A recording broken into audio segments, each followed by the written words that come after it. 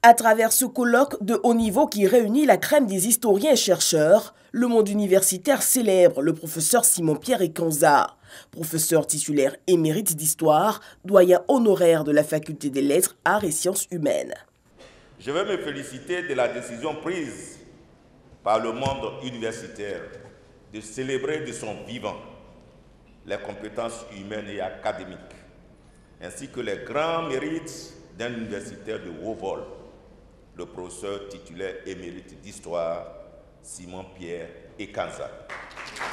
Outre la relecture critique des œuvres du professeur Ekanza, ces travaux permettront de revisiter les différentes pages du cheminement historique de l'Afrique depuis l'époque précoloniale jusqu'à nos jours. Le colloque donne surtout l'occasion de montrer à la communauté et particulièrement aux jeunes que la société dispose de bons repères et de bonnes références pour se construire un avenir de qualité. Le professeur Simon-Pierre Ekanza a formé de nombreux enseignants-chercheurs et chercheurs, influencé de multiples orientations scientifiques en matière de recherche historique et publié des articles et ouvrages scientifiques. Il a travaillé aussi dans l'administration publique en tant que directeur de cabinet de nombreux ministres et présidé des conseils d'administration.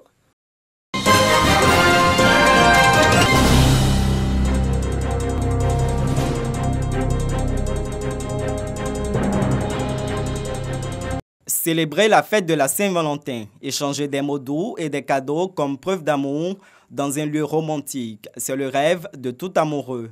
Les espaces clos, plus d'actualité. Aujourd'hui, les stations balnéaires en périphérie d'Abidjan, la capitale économique. Nous sommes justement dans un de ces espaces, à 500 mètres de Jacquesville, sur le littoral ivoirien. Rien n'a été négligé.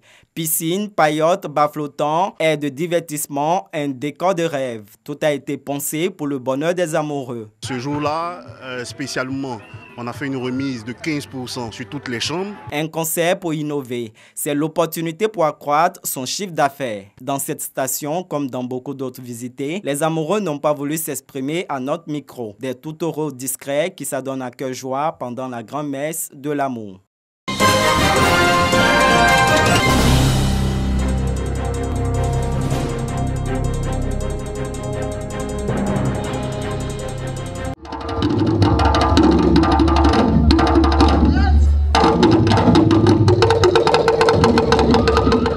Rythme, couleurs et percussions à Abobo Anador pour le démarrage de la 3e édition du festival Les Escales d'Abobo. L'événement, initié 2 ans plus tôt par le percussionniste ivoirien de classe mondiale, Baba Touré, gagne en intensité.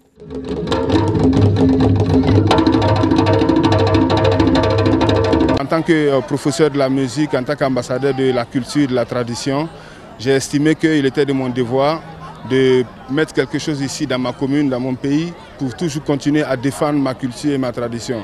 Et aussi permettre aussi aux artistes et à la population de partager quelque chose ensemble, de vivre quelque chose en communion. Le contenu du festival, c'est d'abord présenter nos danses traditionnelles et ouvrir aussi un petit chemin aussi aux artistes locaux. Les Escales d'Abobo, c'est aussi un pont culturel entre la Côte d'Ivoire et le monde. Baba Touré, professeur de percussion basé en France, est venu avec une dizaine de stagiaires. L'objectif pour nous, c'est de parfaire la connaissance de la culture africaine, ivoirienne, de découvrir les masques, des choses qu'on n'a jamais vues jusqu'à présent. Parrain de ce festival, Ahmed Bakayoko, maire de la commune d'Abobo, a dépêché un de ses collaborateurs pour le représenter. Le Burkina Faso est le pays invité d'honneur de ce festival qui s'achève le samedi 16 février.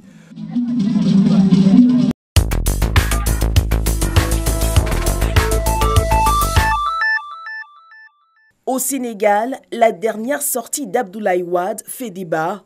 Des propos qui appellent à la non-tenue de l'élection présidentielle prévue ce dimanche 24 février. Il dénonce le rejet de la candidature de son fils Karim Wade, une attitude que déplore le gouvernement qui indique maintenir la date du scrutin. Les relations diplomatiques entre Paris et Rome sont remises en marche. Un entretien entre le président français et son homologue italien a permis de mettre fin à cette absence diplomatique française à Rome. Des interventions sur les sujets des Gilets jaunes et la question du franc CFA avaient causé cette rupture diplomatique. La construction du mur à la frontière des États-Unis et du Mexique se précise. Le président américain a obtenu le hockey de la Chambre des représentants et l'approbation du Sénat sur la loi de financement. Un état d'urgence accompagne la réalisation de cette barrière anti-migrants qui nécessitera quelques 6 milliards de dollars.